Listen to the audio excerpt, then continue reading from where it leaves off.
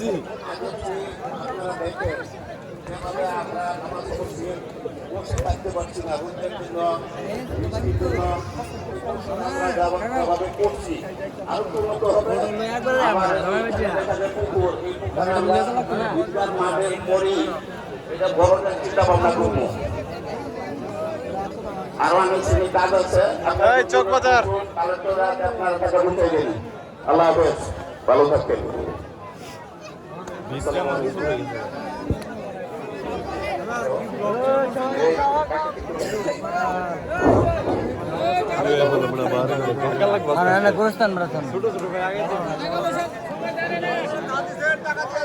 হুজুর সত্যি